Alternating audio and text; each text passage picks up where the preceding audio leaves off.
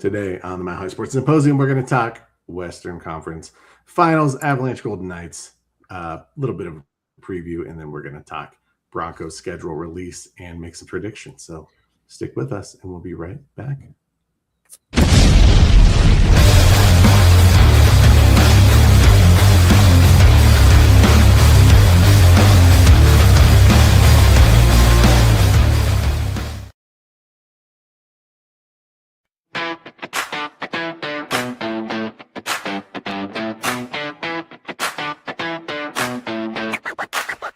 Yo, welcome to the show. Let me set the scene. Mile High Sports Symposium, living the dream. Broncos in the house with that orange and blue. Nuggets making moves, watch that altitude crew. Avalanche bringing ice, check the skills they display. Rocky swinging bats, ready for on gameplay. Rapids in the mix, kicking it with style. Buffs bring the heat, put the rivals on trial. Chris and AT, they got the scoop. Mile High vibes, feel that energy rise. Sports on the menu, watch the crowd mesmerize. From football to hockey, we're taking it higher. Join the celebration, feel that sports desire.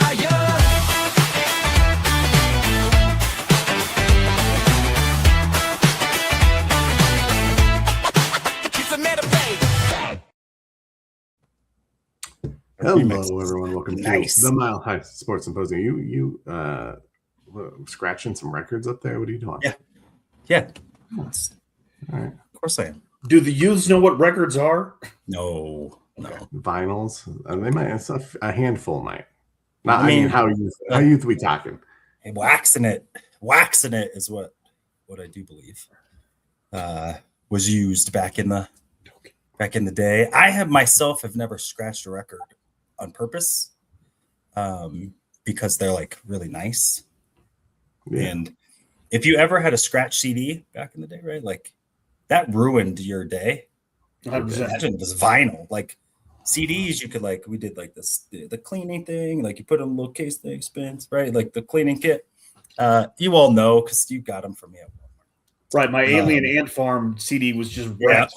I know. If you could listen to Smooth Criminal, you could listen. I only wanted to listen to Smooth Criminal, and I swear, if that thing skips, I'm throwing that thing across the room. Right. I know though, that perfect, just and it's so noticeable because it's all shiny and and then just nah. Yes, but for its high school, that's when you started to get the little.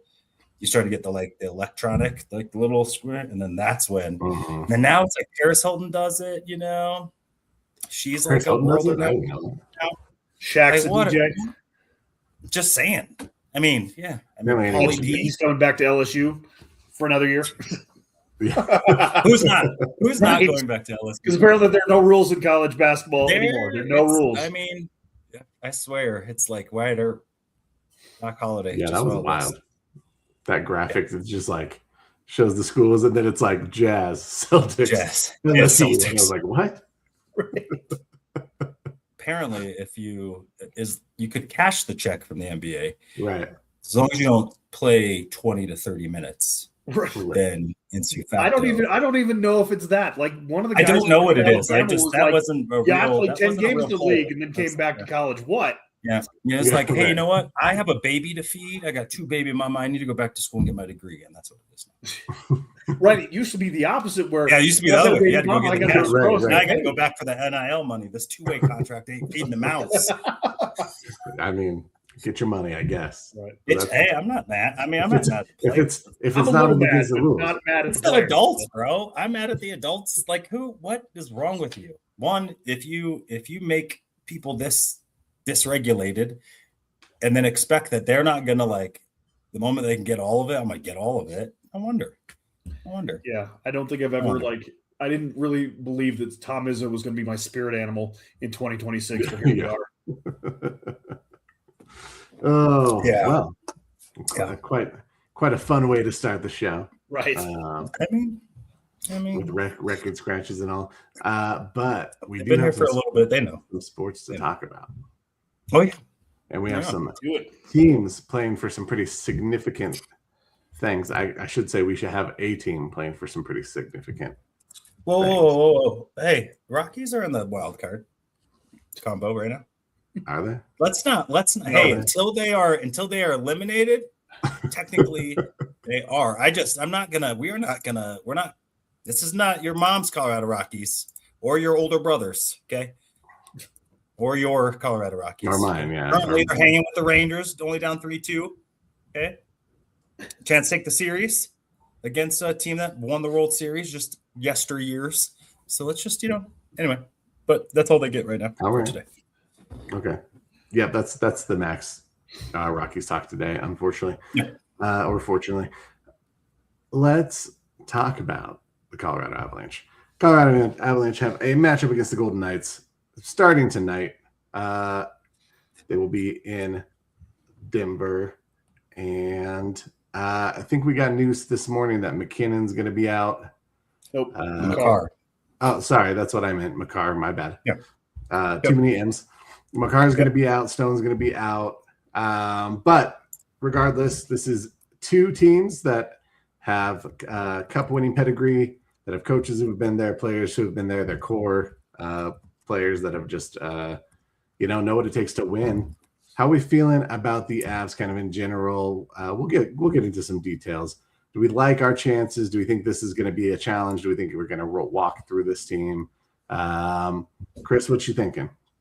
Yeah, I don't know that we're going to walk through. Like I was supremely confident against the Wild. I called, Avs in 5. You did call it. It started, and we have the receipts. Can we just go back to that series for like 2 seconds? Because that game 5 was wild. Holy crap. That was a great game. If you didn't catch it. I mean, really quick though. Let's, as it ranks in like Colorado comeback lore. Yeah. That's like, it's up there. It's got to be. It's up there, right? Top 3 probably. 3-0. Switch your goalie. To close out, we talked about it the previous, they haven't closed out in Denver since 2008. Yeah, that's true. It was like, that was just, and then to do it in overtime, 4 unanswered. Down 3-0 in the first period was not looking great for us, but it should have been 4-0. Right. One got disallowed. Arguably. They got the brakes beat in. That was gut check. That was Woody Harrelson and Zombieland saying, yeah, it's time to nut up or shut up, boys. And they decided that they were going to nut up, as the kids don't probably hopefully say that. But that was it. And then you get 9. How many days off has it been? A week? Yeah. Like a full week on top of. And mind you, the Knights they only played one more day, right? So they got a pretty good rest. So you get Lucky back. You get so. Yeah, that's probably the most one, at least hockey-wise, best comeback that I've seen. Avalanche, I don't even know. Regular season games, cool. Playoff games is different. Yep, it was good. Yeah, and to close one out, right? That the hardest playoff game to win is the last one, right? And that was for a team that hadn't done it in Denver. They have missed opportunities, Stanley Cup example, and to be able to do it with that group, with that grit. It was an Avalanche. Like they got the one, and then it was like, man, like you feel it if they get that second one, and then to do it was like they got the last 2 within 5 minutes. 5 minutes left in the third, right? And it was just you felt it, and you're like, come on. And then once that third one happened. Yeah. There was no way they were losing overtime. Oh, that MacKinnon snipe! My God! Oh my God! Gorgeous. That guy's good. That was the golden medal game rebound, right? Like he messed up, like he's like revenge. And I'm gonna do it, eyes closed, top shelf. Like that was Michael Jordan versus Larry Bird, McDonald's commercial, horse game worthy, off the scoreboard around the. That was phenomenal. All right, sorry, digression. All good. You said 6 or you said 5? Yeah, so I said 5 for the last series. For this series, we have some injuries kind of going into it, so it's going to be a little bit more of a grind, I think, for the Avalanche, where you're going to see a grindier matchup with the Knights, throughout the series. A little bit like the Kings was, but I don't know that the Knights are way more talented than the Kings were. So I expect it to go back and forth a little bit more in this series. Maybe let me ask you really quick. So I think we all felt the Wild were, at least in the Western Conference, they were the best matchup that we were gonna. That was the series, right? Yeah. Okay, and so, but thinking about it, it's kind of like, were we looking at records?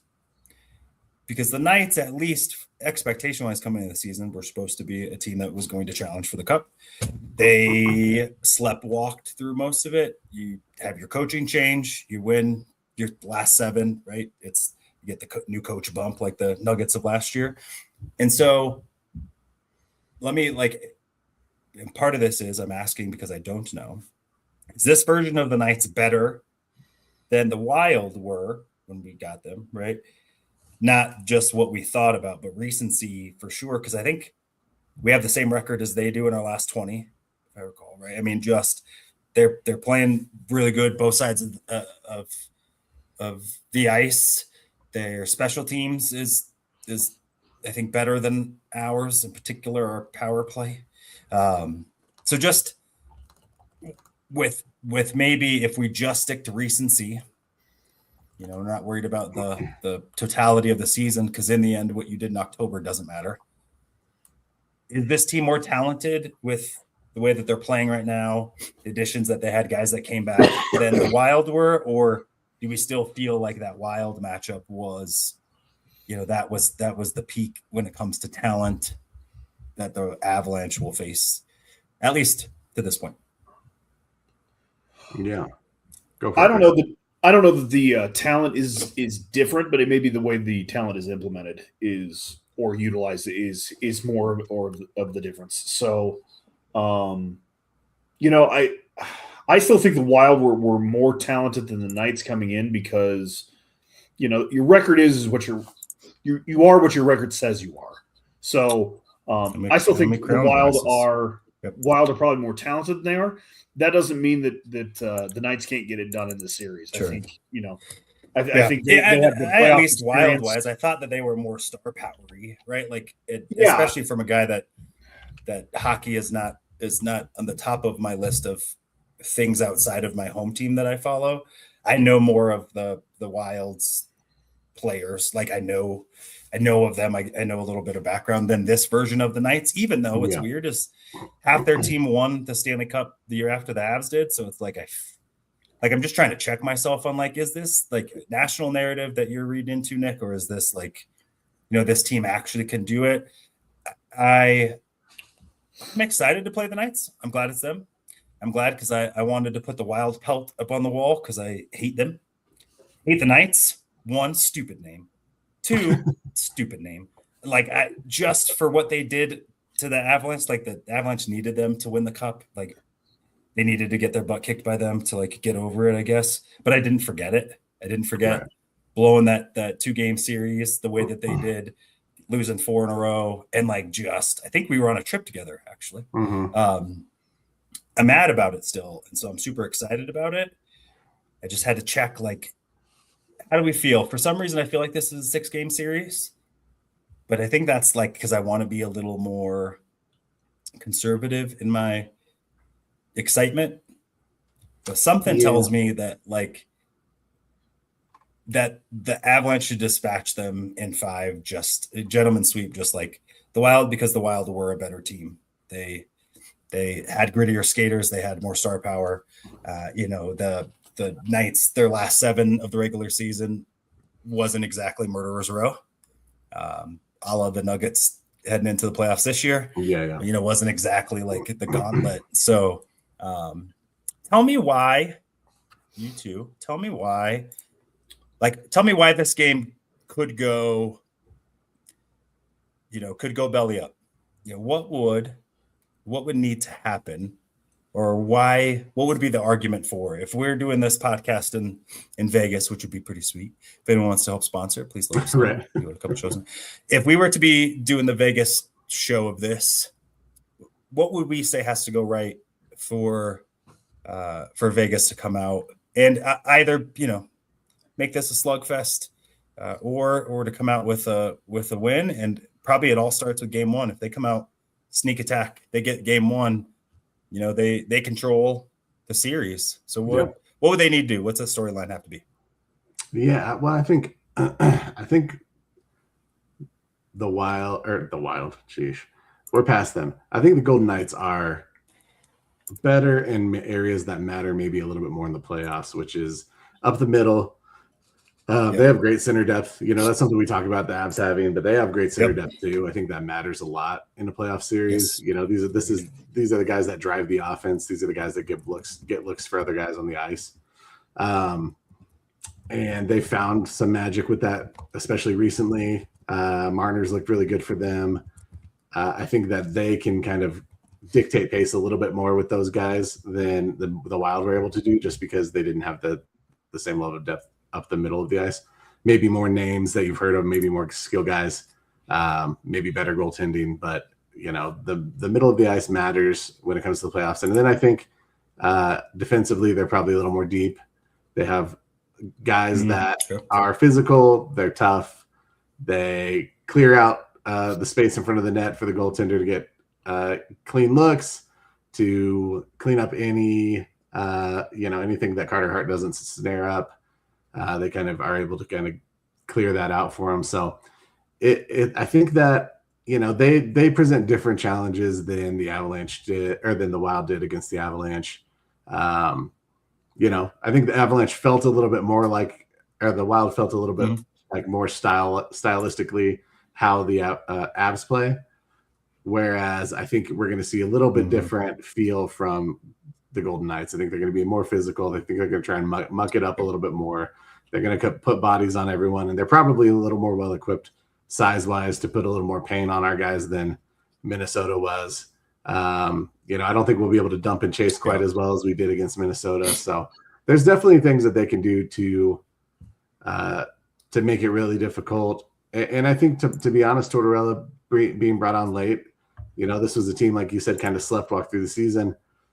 Now you're trying to make adjustments on, a 10-game and 2 playoff series. That's all the tape you have on this team under Tortorella. And so I think that makes it a little more difficult too, as far as game planning moving forward. So I think there's a lot of things the Golden Knights could do to make it competitive. See, and I think the biggest thing is that if Cale Makar, who is going to be out tonight, misses multiple games, I think that's where you see us maybe get in trouble, because our power play becomes a little less effective with Makar out, and we have to rely on MacKinnon a little bit more to do that special team stuff. So, I think if Makar misses multiple games, I think we are a little bit more in trouble than we would normally be. I still have the Avs in 6, only because I think they are going to muck it up. I think it's interesting that the change to the new coach, Tortorella, has increased the pace at which they play. So it may have just woken up the talent on that team. So while I think the Wild played better this year, I mean, on paper, the Knights are the more talented team, but I still healthy wise, if Makar only misses a game, I got no worries about this series. But if Makar misses multiple games, I think we could be in trouble, and that would be where Vegas can take advantage. Yeah. What about Mitch Marner, who it's kind of like resurrected his career coming to Vegas, and in particular, at least from what I know of him and his shortcomings. I mean, I think everyone that plays for Toronto probably has shortcomings. But wasn't a guy that, James Harden was the guy that, getting a ton of stats during the regular season. And when you need him to produce in the postseason, that wasn't his jam, at least from what I have read and what have you.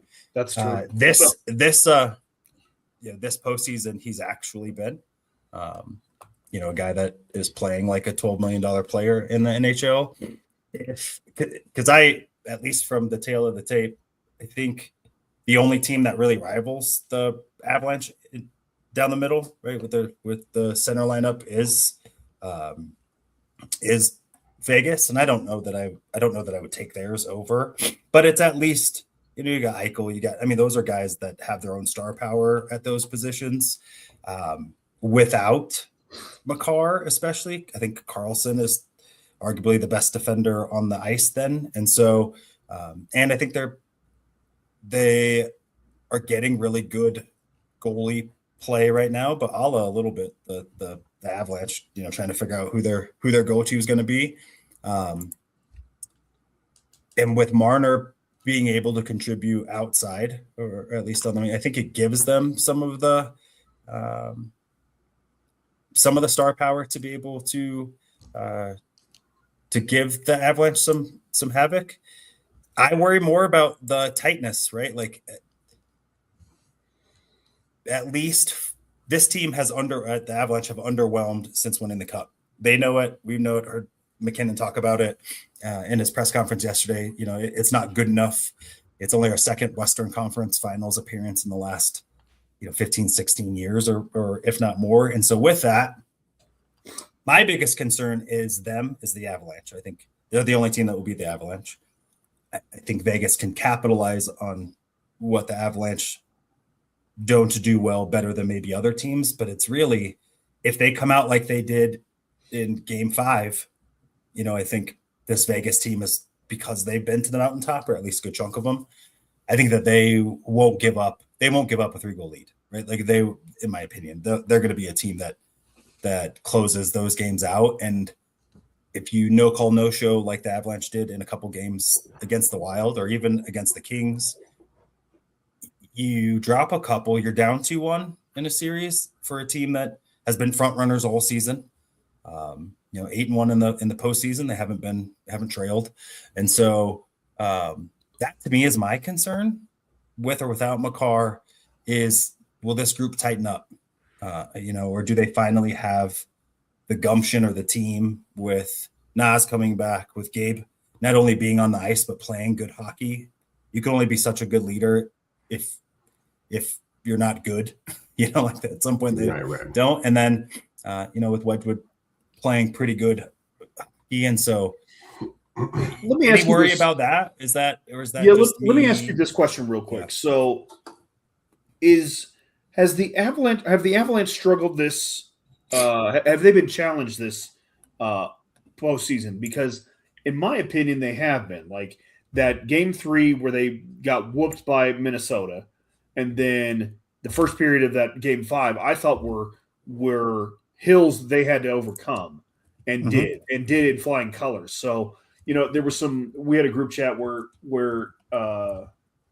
it was stated that I don't know that one of the people was like, I don't know that I trust the Avs yet because they haven't experienced adversity, and I don't know that I believe that, because I believe that Game 3 and the period of Game 5 were adversarial, and they needed to pull up their bootstraps and nut up like Nick said and figure it out. So do you have thoughts? I agree. I agree with that. I think there's been adversity. I think now with added expectations, but were they ever really worried against the Kings? Were they ever worried that they were going to be threatened for the series at all? And I think no. I think, were they really worried that the Wild were going to storm back? Maybe in Game 4. I think Game 4 is the response game that because they dominated that game. Score-wise, it doesn't, but they took it to them. That gives me some hope and some confidence, because my one worry is that they beat themselves, and that is and if they do, and Vegas gets that, last year's Game 7 choke job, does that come back? Does this team, who has a collective conscience because they've been core group, been together for a bit, and even though there's that Stanley Cup win in there, the rest really outside of that run has been forgettable, to say the least. And so do they remember what it took to win the Cup and hey, nope, let's draw on that? Or is it, we choked last year and Mikko, that's my one thing. And I think I feel different about this group. I feel really good about it. I don't think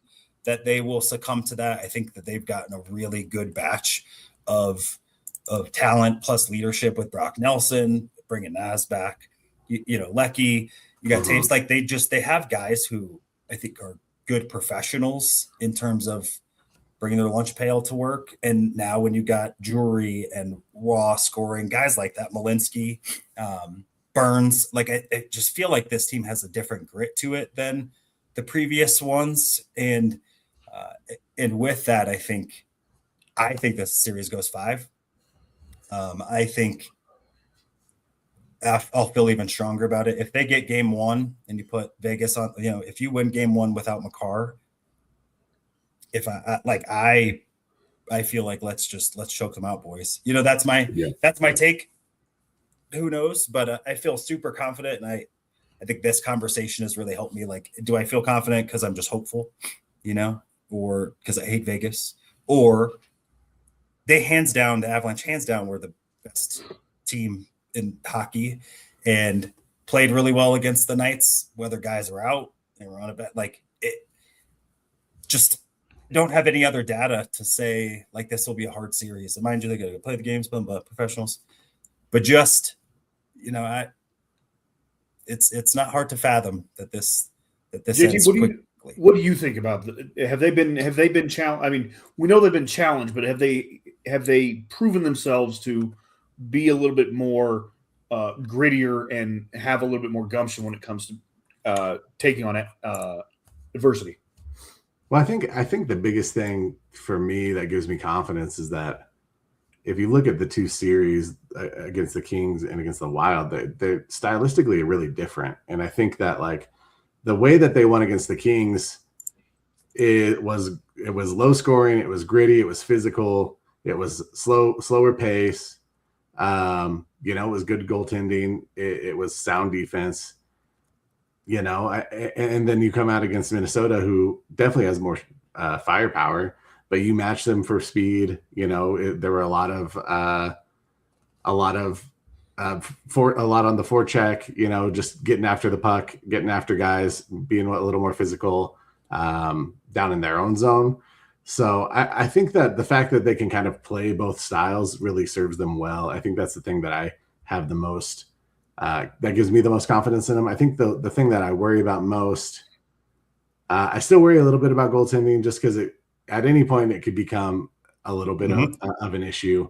If one guy doesn't show up and that other guy, you put him in, and he gives up 5 goals, then what do you do at that point? I think they need to key in on Marner. I think they have to make him work really hard. Marner's a guy that is a little bit different than the other forwards on this team. He's smaller, he's a little more mobile, he's a little more willing to move in his own zone with the puck, especially higher up in the zone. I think he'll give different looks and opportunities. I think they've really got to put pressure on him.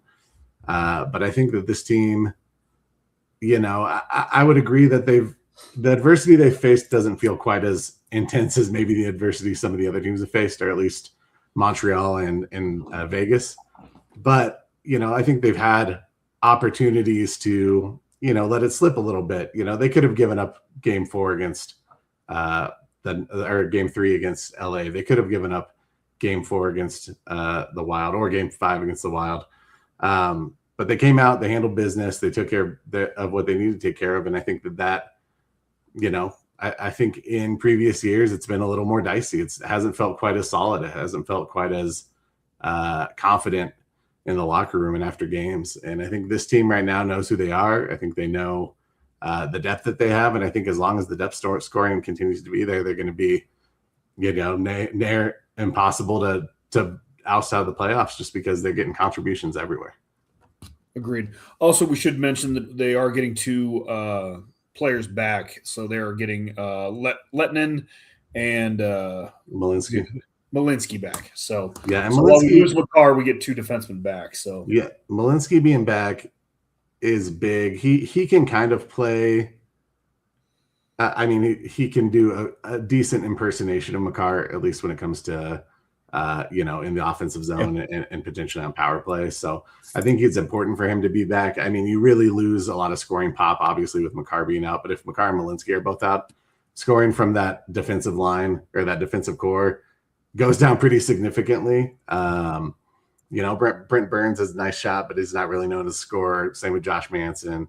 It'll be really key for Malinsky to kind of step up. The way they move the puck too. The way that they cycle that puck too. Yep. So.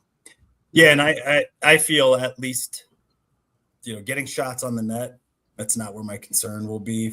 I feel like they will. I really do think it's going to be moving the puck and with crispness, because I think Vegas is a good defensive team. You're not going to be able to, like you said, dump and chase. That part of the game probably isn't going to be that.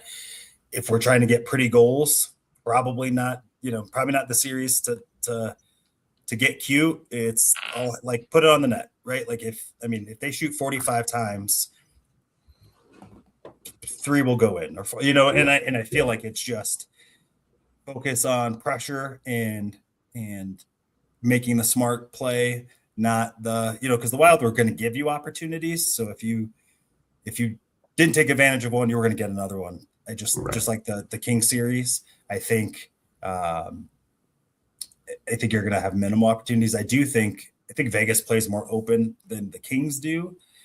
I really think that one was a slugfest, and I think the Avs kind of leaned into it. Maybe that was like, hey, we got to play this kind. We're going to play this kind to win a cup. We have more talent. If we play their game, we're better at it than they are. Like, let's go prove it, and they did. So I think if Malinsky comes back and Lucky comes back, one that deepens your entire roster, right, in terms of those things. But Lucky's also a pretty good two-way player. So even though he's a forward, I think he provides that. So I'm less worried about that. I don't need the defenseman, to be honest, to score at all. I think Devon Taves can do that, but get the puck on the net. Manson and Burns are smart and can do it that way. Don't really need them to do that.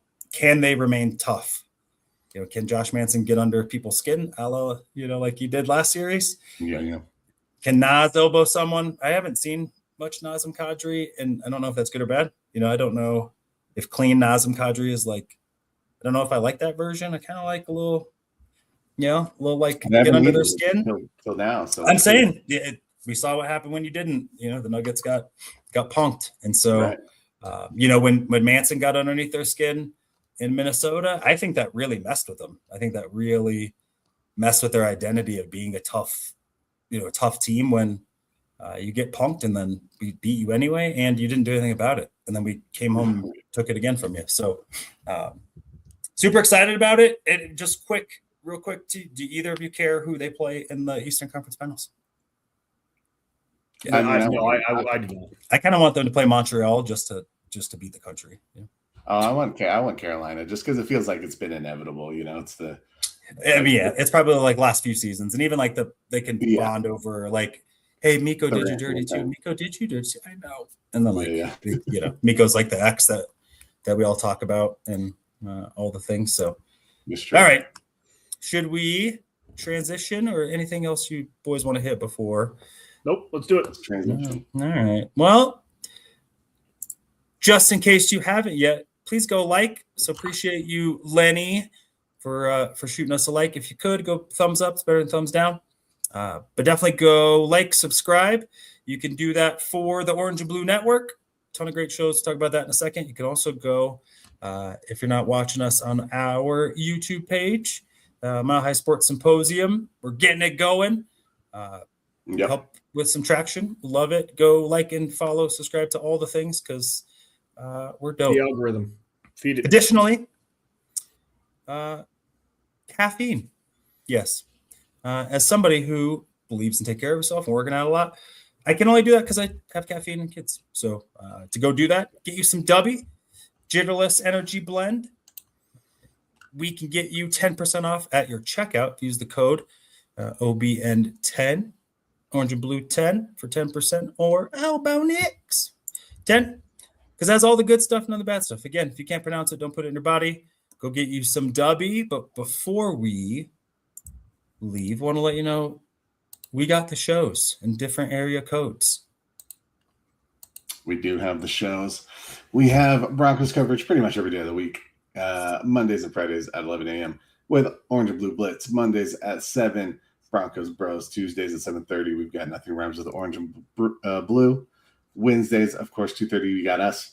Wednesdays at 6 p.m., Broncos Talk. Thursdays at 7 p.m., Mile High Outcasts, our Spanish-speaking Broncos show. At 6 p.m. on Fridays, Viva Las Broncos, and, of course, our breaking news pregame, play-by-play, and postgame. You've got Fresh Squeeze, get the bucking booth and buck your feelings. So lots and lots and lots of Broncos coverage. If you ever want it, this is the network to do it on. So go please, like, subscribe, all the things that you can do to support us, because we would all very much appreciate it. I was in the Broncos Bros comments Nice. the other night. So Nice. again, you never know who's lurking in those comments. So That's right, Ben. Love it. All right, transitioning. Talking Broncos. Talking a schedule released. I think we're just going to go through it. Doc, I'm going to let you kind of drive the ship here, and we're going to talk about the schedule, what we think about it. I think we're going to do some predictions along the way. We are. So let's trying to go get the best one for us to look at, because I've heard it helps.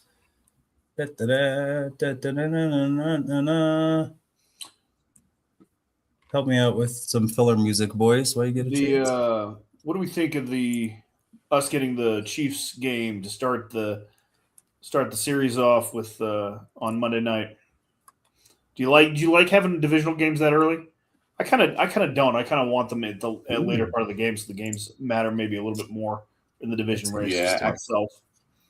I kind of agree. I'd rather have them a little bit later, but I think that this team who this team is for the most part. Outside of maybe one or two additions, it's pretty much the same roster rolled back. So I think, if anything, season to season may give the Broncos an edge to play Kansas City early. We'll see though. Yeah, Kansas City's gonna be interesting because they switched offensive coordinator.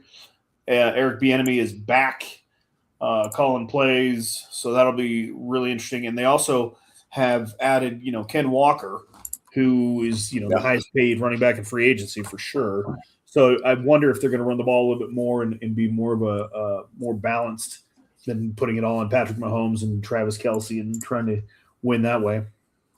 Also, have we seen what's going on with Rashee Rice?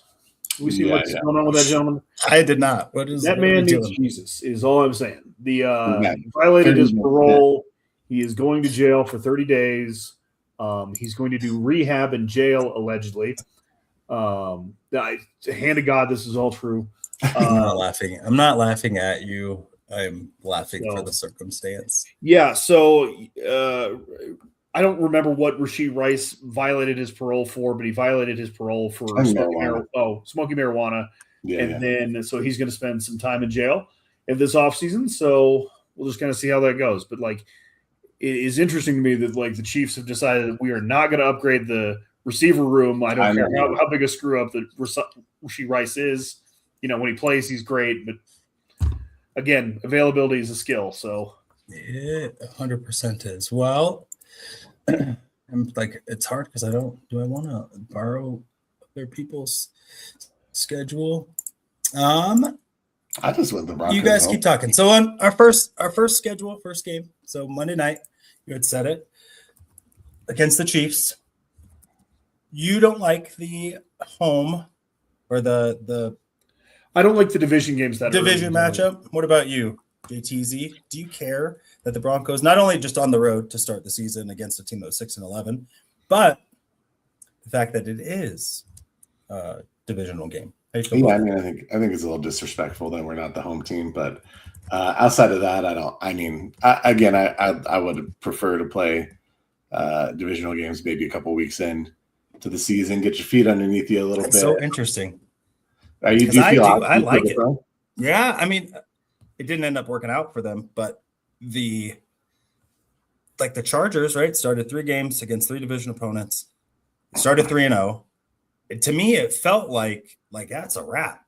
I felt like it for sure a little bit like that they were playing for a wild card already. The Broncos were able to dig out of that, but that was such a, especially if you're a fast starting team. So with that though, my worry is the Broncos haven't been so 0-3, 1-2 starts under Sean Payton. That part worries me a little bit. I guess losing on the road to Mahomes, if you're going to lose early, maybe that's one that you might chalk up as a loss regardless of when it is. But I kind of like it. Okay. I don't know. I think again, like I would prefer if it was like a slate in October, so you kind of figure out who you are to start with, and then a slate at the end. Because again, I'd like to make these division races matter a little bit more. Yeah. So do you like them more weighted in the back end of the schedule? A little bit. Again, I don't think they need to be completely, gone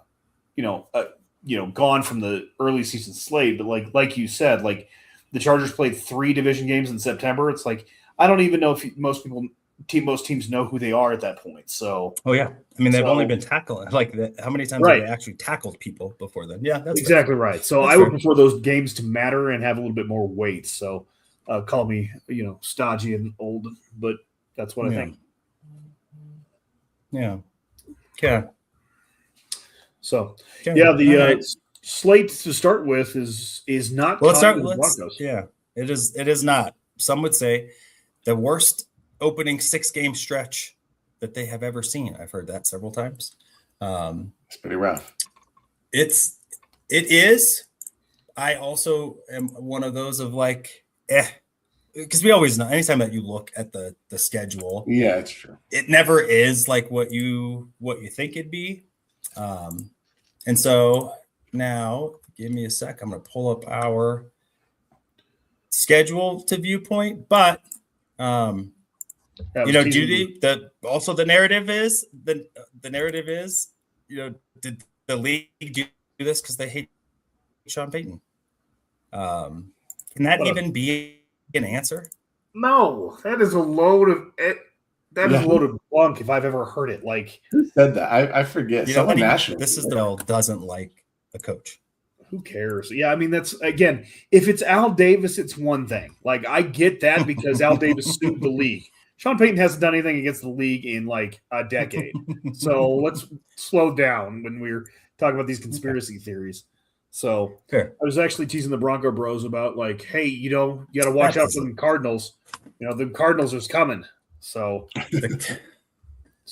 fair enough. But yeah, I mean that's their early season games are against the Chiefs on the road to start. Then they come home for the Jaguars, then the Rams at home, then they go on the road to the Niners, then Chargers, then Seahawks, and then you get the Cardinals again, or you get the Cardinals. So yeah, that's kind of a brutal, 5-game start to the season. So all those teams I expect to be, at least playoff worthy. So that's what their aspirations are. So yeah, and Jacksonville's a team that beat us at home last year. All right, well, let's go through it. Okay, please. We're waiting for you, homie. I know. So, September 14th, Broncos at Kansas City Chiefs. I don't think that the league has this game if they don't feel really good about one set quarterback Patrick Mahomes being available. Right. So I look at this so that he's going to play. 100%. The only questionable might be if Rashee Rice can stay up. But week 1 Monday night, at least you get Kansas City in good weather. So we're not going there in December, which I'm a fan. How do we feel about it, boys? Is this what's the storyline of this, and who comes up with the dub? Yeah, I mean, the storyline's got to be Kansas City, right? It's got to be the return of Mahomes, kind of returning to form, potentially Kelsey's last year. I think it's all going to be really surrounding Kansas City at this point. I think there will be talk about Bo Nix and his health and his ankle, whether they can battle back, maybe a new look a little bit on offense with play calling being turned over. So, I think that it's going to be, obviously the national attention is going to be on Patrick Mahomes and his return. But, it's a divisional game. They're always tough games. I tend to think that the Broncos will have the edge. I think they'll be a little sharper. Like I said, they have a little more continuity. So I think I'm going to give the Broncos a win against Kansas City, at least right now as the teams stand. Yeah, I think it's interesting that the Chiefs are – I would imagine the Chiefs are favored, and I think that's kind of funny because the Broncos are for sure deeper than the Chiefs Oh, are. I think sure. the Chiefs are Yep. still. Yeah, opening line is Kansas City. Yeah, I expect that line to be a little closer when come game time, but I would think that the Broncos have a real good shot here to beat Kansas City. I'll give the Broncos a dub. Yeah, I agree. I mean, they're going to bring back like 94% of their snaps, while also bringing in Jalen Waddle, and so really the starters lost versus starters gained is you lost John Franklin Myers, but you gained Jalen Waddle. JFM, phenomenal player. Jalen Waddle, Pro Bowler. And so I think you, at least if you're going to do whatever that might be, we know how all that goes. But I like the matchup, getting them in September, at least on the road. I think that there's less pressure. And I think they're the better football team. So, yep, Broncos coming out 1-0. And so seems like we're on the same page for that. Week 2 at home against Jacksonville, who beat you at home last year, which I was there for and still hurts. Still makes you feel bad that Trevor Lawrence is still haunting your dreams. Yeah, it was a rough one. It was a rough one for sure. I don't think Jacksonville did much to get better, but I don't think they got much worse either. They let Etienne walk, which is a loss, but they've got Baishal Tootin back there. I think they like him. I know. Doubter up there, doubter. But I think he's got that long feet that everyone likes so much. But I think that they don't feel like they've lost much punch, and I think Travis Hunter presumably will be healthy and everyone will be ready to go. So it'll be a tough one. I think that's still a good team. I think it's a well-coached team. I think that this, like we talked about previously, this early schedule is a bear. So I'm gonna say a loss against Jacksonville. I think it's a pretty 50-50, but they can't all be wins. I think Jacksonville's a good team, and they played us well last year. I don't know why they wouldn't play us well again this year. Yeah, I think that's fair. They let Etienne walk. I'm not a Baishal Tootin fan, but I don't coach in the NFL, so they are fans. So good for them. I think this is a win. I think they got the better of you last year, but I think you guys, again, you bring all that continuity back, and I think you guys just start 2-0 because I think at home, you'll be. Again, you'll have some confidence beating the Chiefs on the road, so I'm gonna say a win here for the Jags. Or for the Broncos against the Jags, I should say. I think it's a dub. I think that Sean Payton will be in his bag.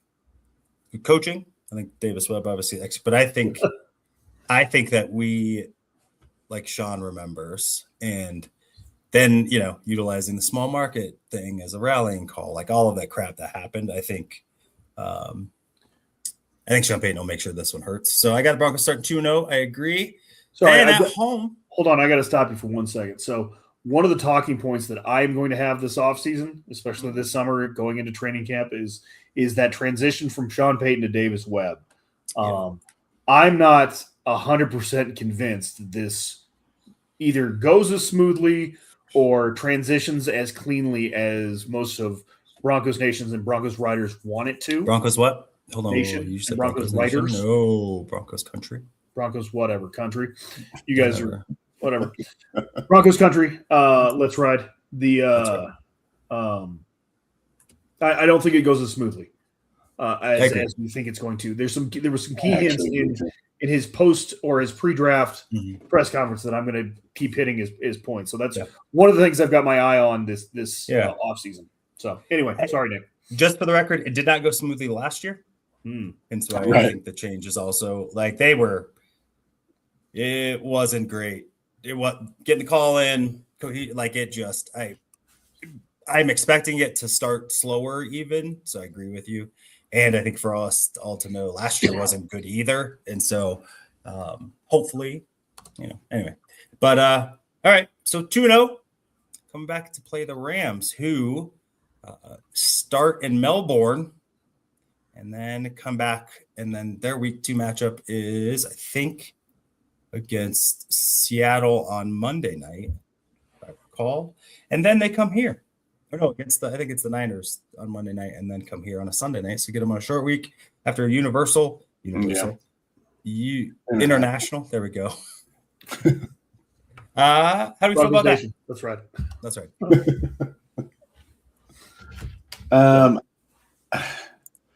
I think it's a win. I think kind of a scheduling loss for LA, to be honest. But, I think that the Broncos have a good shot at home against this team.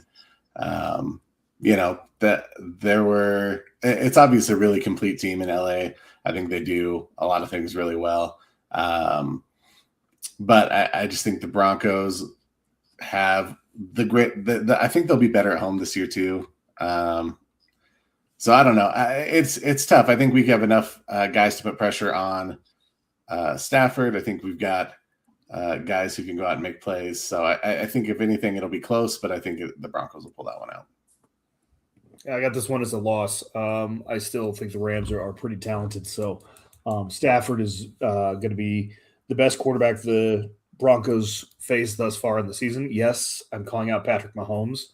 Stafford is right now better than Patrick Mahomes. Yep.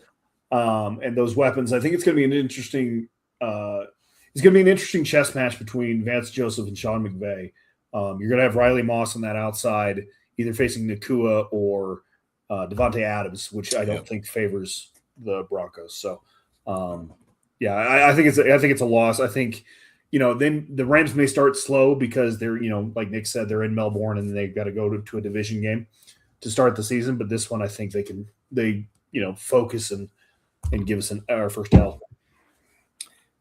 I think that the offense that they run is, you're not going to see it in Kansas City or Jacksonville coming in town. And so I think that wide zone with a quarterback, remind everyone, he was the MVP last season, and I think is playing his best ball ever, just kind of etched his name in Hall of Fame certainty, in my opinion. And for as much as I think things will be in the Broncos' favor,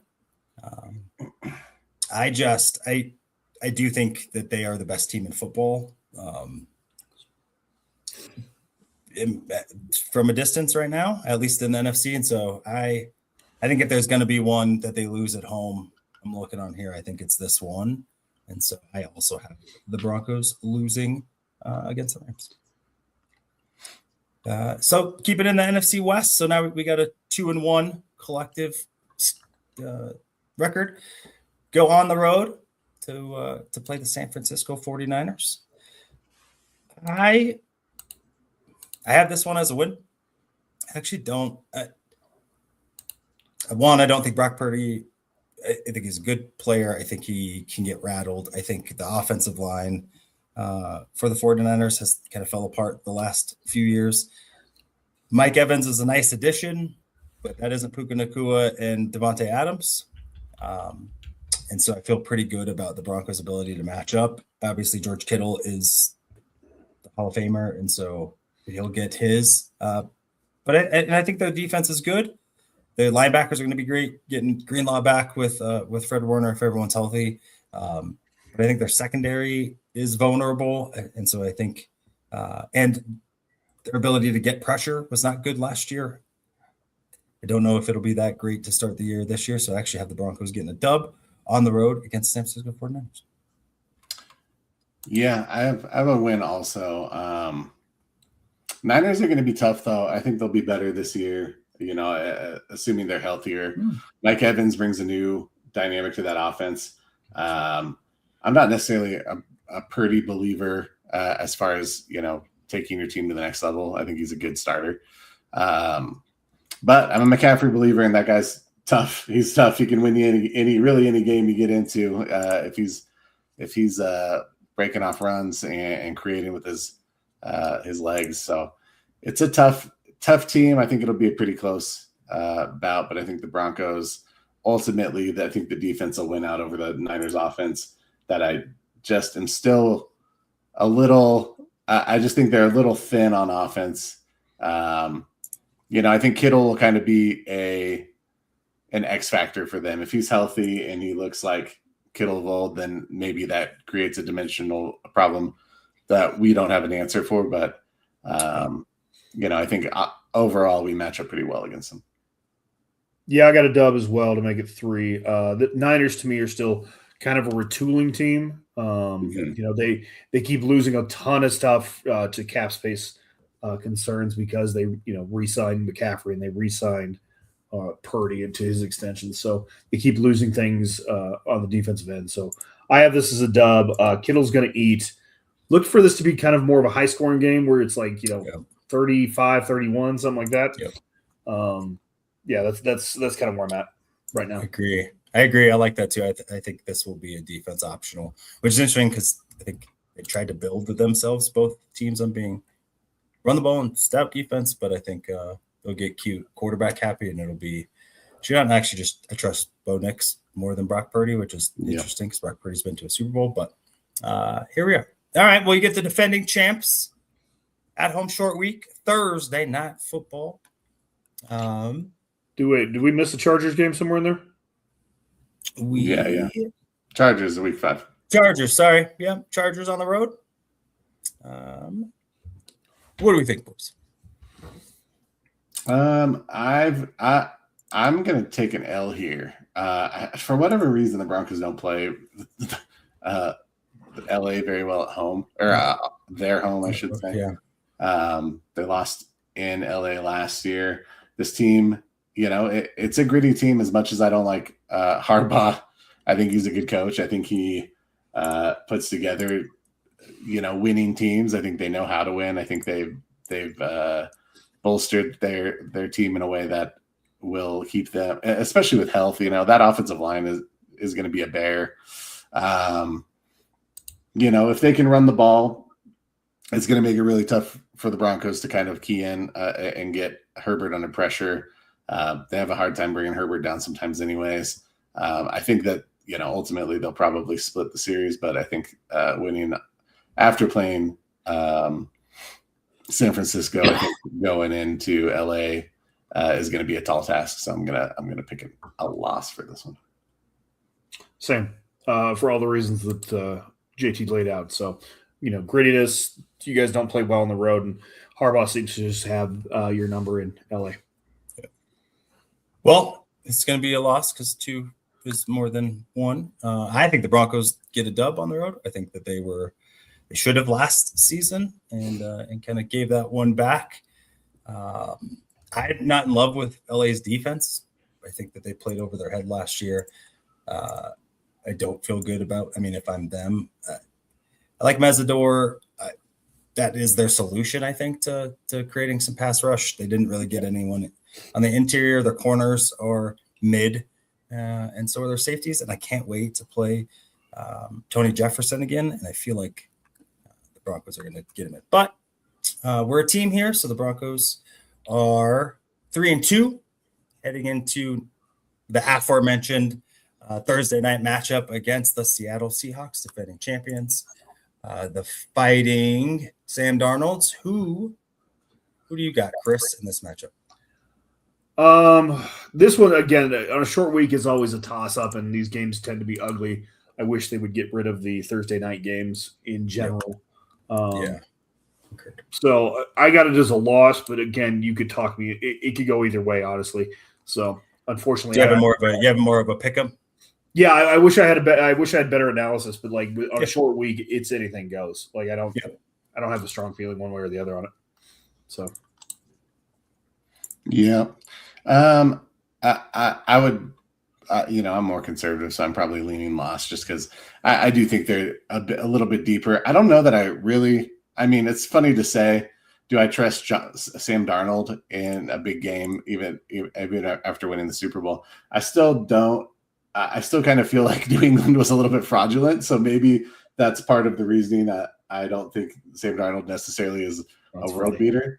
But I do think that team is deep. I think that they are tough. They just won a championship, obviously. I think you got to give them benefit of the doubt when it comes to that. And I think they reloaded pretty well. to be honest, after losing some key guys. So they should continue to roll and be tough. So, I've got this as a loss. I have this as a win. I think playing in Seattle it's just a different bear. I think getting them here and being able to, I think you can still get pressure on Sam Darnold. You saw it against the Rams, and if the Rams had a secondary, it's probably the Rams in the Super Bowl, which I think the Broncos do. I think Broncos have the best secondary in football. I think I like Rashid Shaheed. I like Cooper Kupp, but really it's as far as JSN goes. I think they can really load up. Zach Charbonnet maybe is like back to his form after tearing ACL. But you're really banking on Jadarian Price being that guy. But they didn't run the ball real well. And even kind of in the playoffs, they ran it okay. They weren't like dominant until that New England game. And really that was kind of the first time that had all really clicked. They're going to have a new play caller, offensive coordinator, because Clint Kubiak is now I think you're discounting the defense a little bit.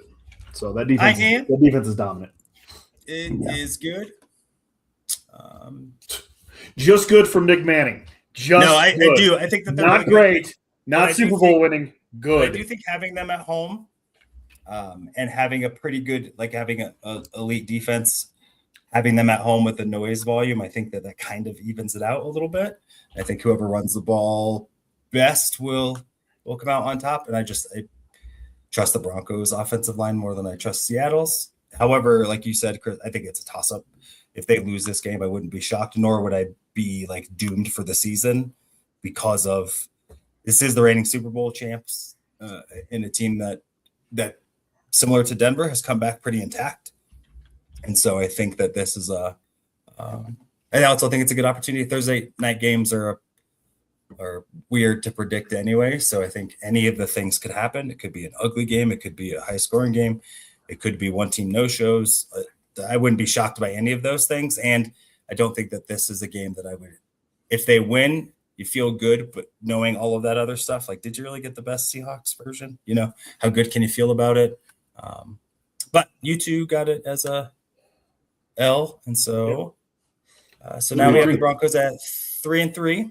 Okay. Going to the first 6, knowing the schedule for, the goal being this is a Super Bowl caliber team. Knowing the first 6 game schedule, would you both take it if you knew the worst that they would finish is 3-3? Sign up for it right now before we get to the last 11 games of the season. Should Broncos country take that deal?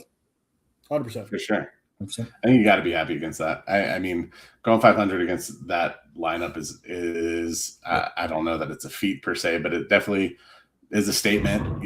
Like, we can hang with some of the best teams in the league, and we just have time to get better from here. So, and 2 of your losses are against the NFC, so it's not right. Yeah, it's not human when it comes to the standings. Yeah. Also again with the traditional slow starts. I mean, 3-3 is pretty good. So start. I take it. I would take it, even though I think that they will be 4-2 coming out the jump. But 4-2 is a game difference. 3-3. So I would take it too. Yes, Nick. We know you. Because I even think if they were 2-4, I'd still feel pretty good about the season. You get to like 1-5 or something, I think you're in hot water. So, all right, we get through the gauntlet. You were rewarded with a road game to Phoenix with Arizona. Loss. Here's the Cardinals. Which we are who they thought. Right. Any reason why this isn't a win?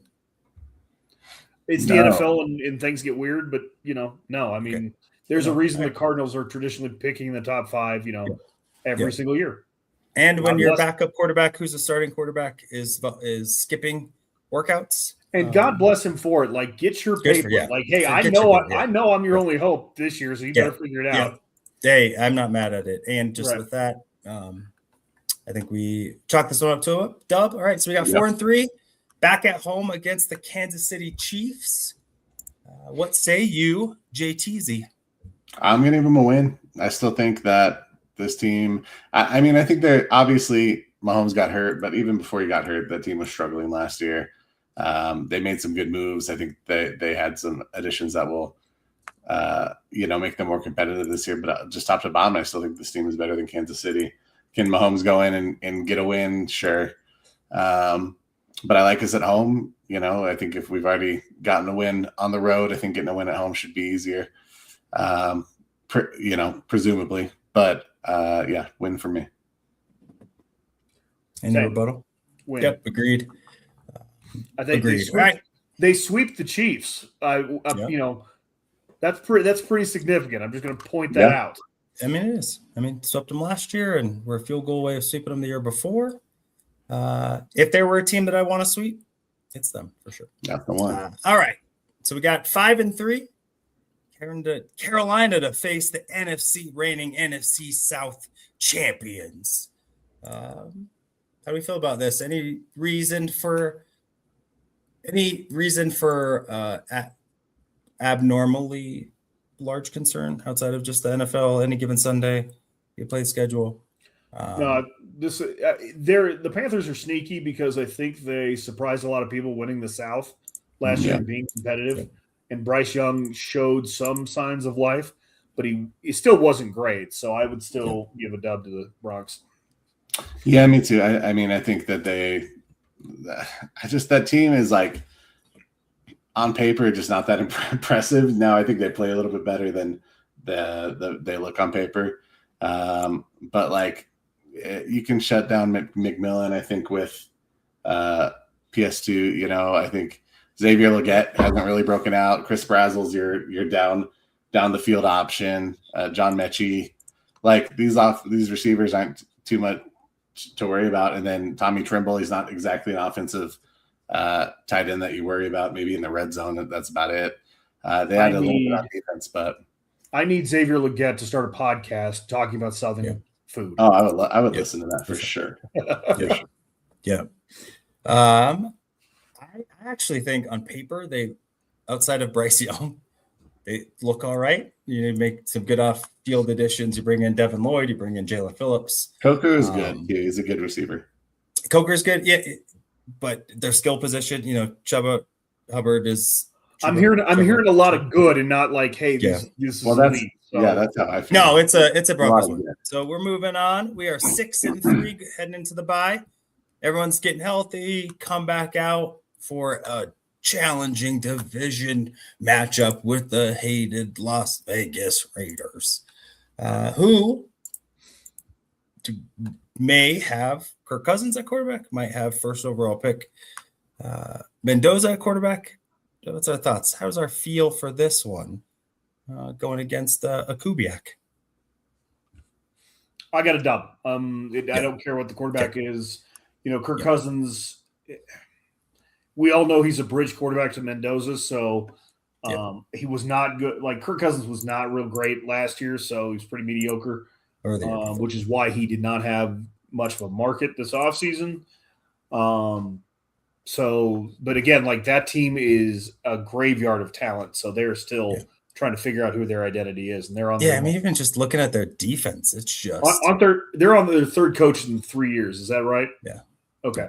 So again, they're 5 years. They now have a different direction again. So I'm not. Yeah. This is dumb for me. Defensively, just you got Max Crosby. Who knows if he's still a Raider by then? Presumably, this team's 2-7 or what have you. Free Max is all I'll be screaming. Just no talent. Their offensive skill position players. And sad they had a good draft. I don't think that even impacts them to any large degree. Linderbaum is a good addition at center. Him and Colton Miller are good players, but you still have destitute across there. They can't block everybody. Any reason to push this out further, JT, or should we move on to a road matchup on Black Friday with the Steelers? I think you stop the run, you beat this team pretty easily. I think that your biggest worry is Ginty and maybe Mike Washington Jr. if he comes out playing well. But, outside of that, I think this team is a team you should beat. Yep. All right. So now we got a team now that is 7-3. If I'm mathing right. Black Friday game against the Pittsburgh Steelers. And officially Aaron Rodgers. Mike, McCarthy connection back at it again. I really liked some of their moves. I thought the Steelers did a good job for themselves. Up front on the offensive line, they have former first-round picks, second-round picks all over the place. You got a dynamic tight end-ish in Pat Freiermuth. You bring in Rico Dowdle and Pittman outside to go with Metcalf. My worry for them, actually, if I'm a Steelers fan, is their defense, which is pretty crazy to say. Just another year, another step slower. I think TJ Watt, just like JJ, like those injuries start compounding. And I think for NFL fans, hopefully he continues to remain healthy. So does Cam Hayward, who I don't know how long he'll be playing football for, but love watching him play. This is a tough matchup for me. I think as much as I hate Aaron Rodgers, and I would love for the Broncos to come out with a win. And if they did, I think that this is probably one of the wins on the schedule that if they come out with a win, I think it's a pretty good statement on the road, short week against a team that probably is a playoff team. But I have this as an L. JT, go ahead. I think it's a win. Nice. I think that this team has some nice pieces. I don't know how much Aaron Rodgers has left. I definitely don't think he's going to be able to escape the pocket very well anymore. We'll see.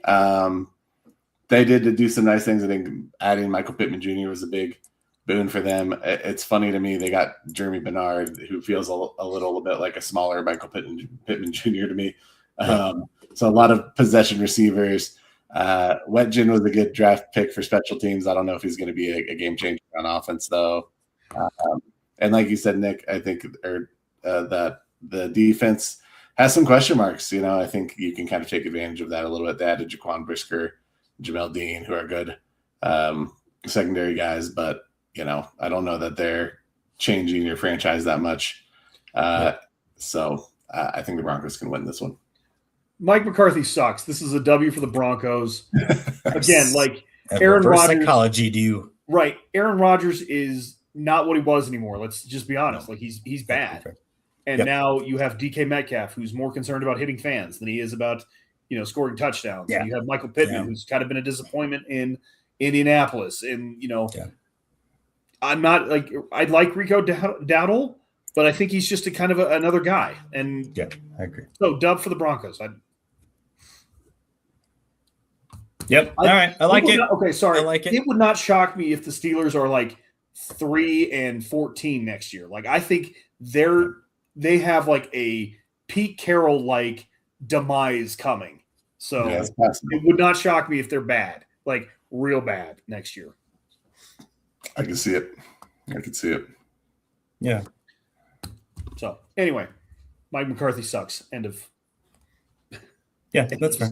I would agree. I wouldn't be shocked if they were 10-3 or 3-10 at this point. I think I would be shocked if they're 10-3. I think I would be. I mean, I don't know their schedule, so maybe that's fair. All right, so we got a dub playing Miami on the road, potentially the worst team in football, who might not win a game.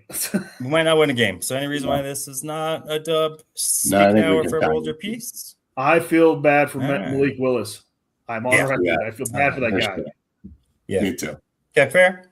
All right, so then now we're on the road, MetLife Stadium, playing the Jets again. Another just awful team. Just dub. Yeah, Aaron Glenn. Sorry, you probably should have gotten fired last year. Sorry, dude. Yep. Yeah.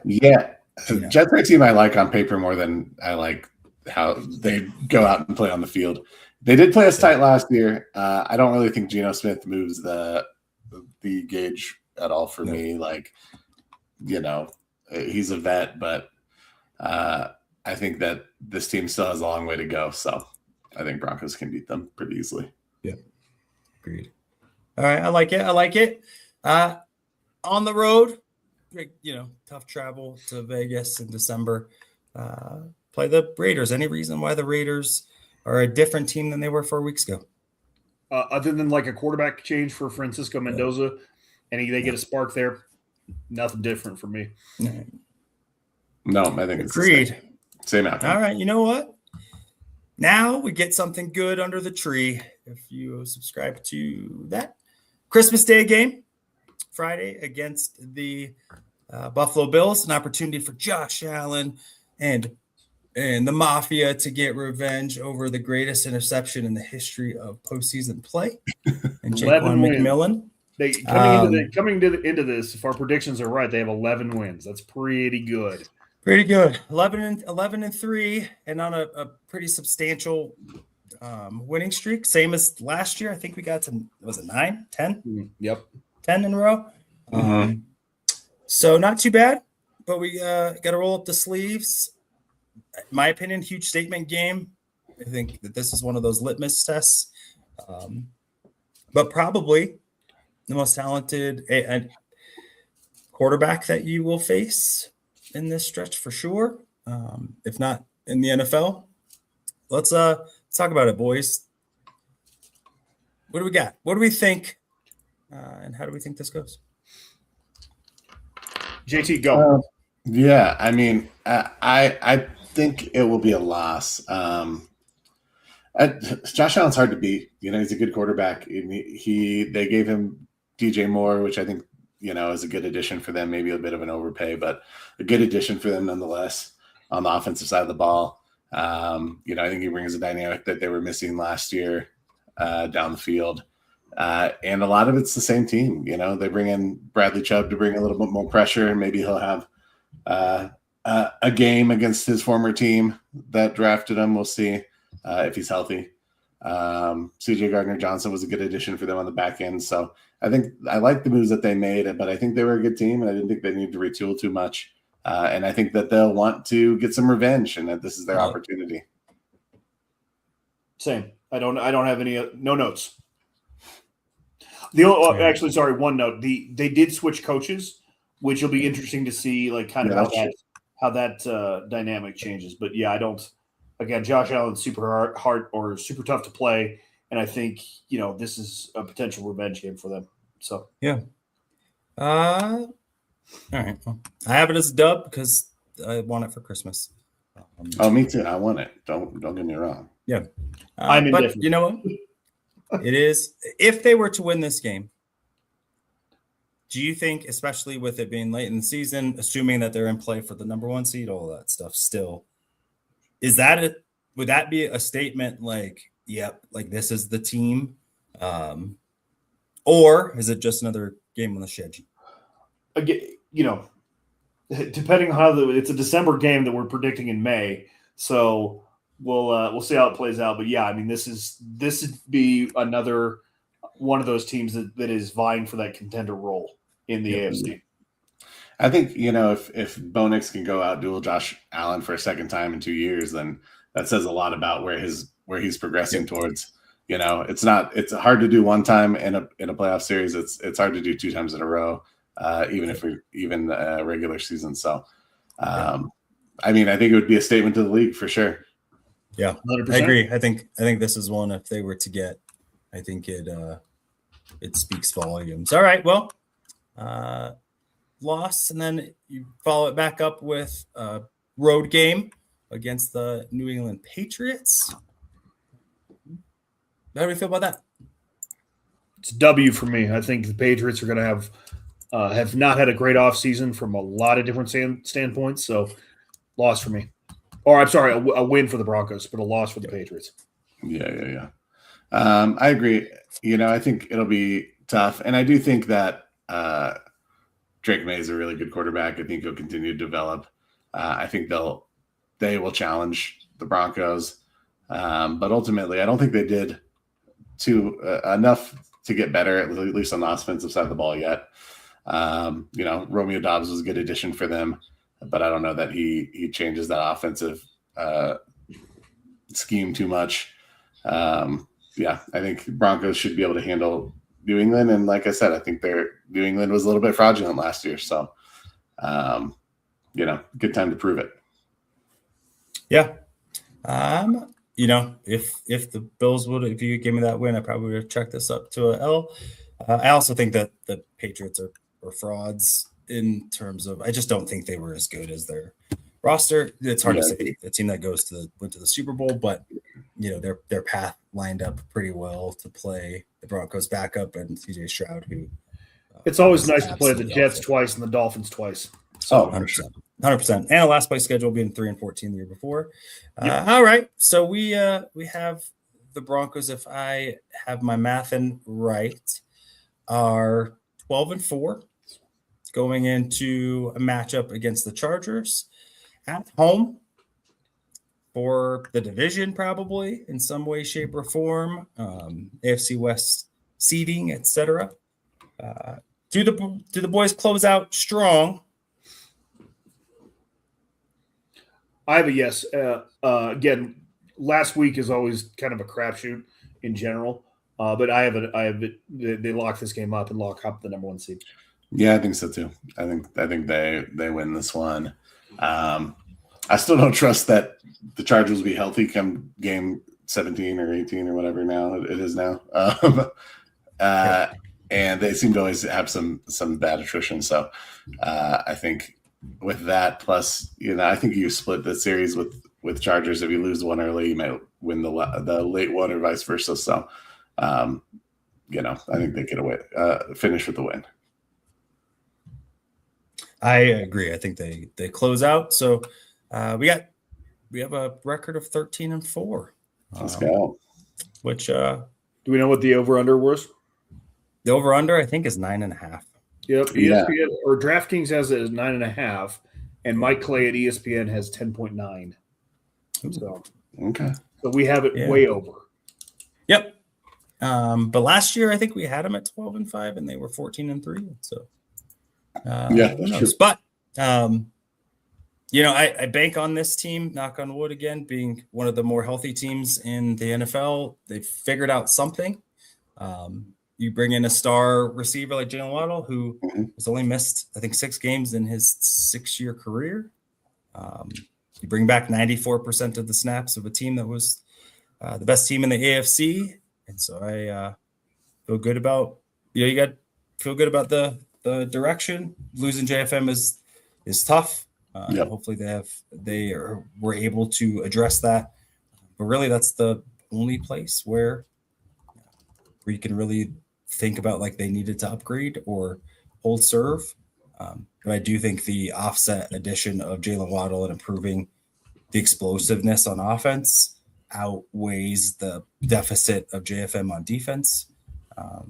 So here we are. All right. Well, I know we went a little bit long, but that was fun. Boys. Always fun. Any last words before JT closes us out? Mike McCarthy sucks. That's fair. I like that you got that in. That's perfect. All right. Well, we appreciate it, everyone. Thank you for being here today. We'll be back next week. We'll be talking definitely Avalanche. We'll see what else comes up on the radar. Oh, we do have a guest. Nick, you want to tell us about the guest real quick? I do. We have Thomas Hall of Broncos Untold showing up next week. My bad for the premature thing. He's on for next week. So we'll talk current Broncos state. We'll talk some yesteryear. And then obviously updating where we're at with Rockies probably on a push and the Avalanche up, hopefully, I don't know the schedule, but up 3-0. And we're talking about ways that they can close it out. Yep. All right. Well, thank you, everyone. Be kind to one another. Be safe out there. And if you need a sports prescription, ask a doctor. From football to hockey, we're taking it higher. Join the celebration, feel that sports desire.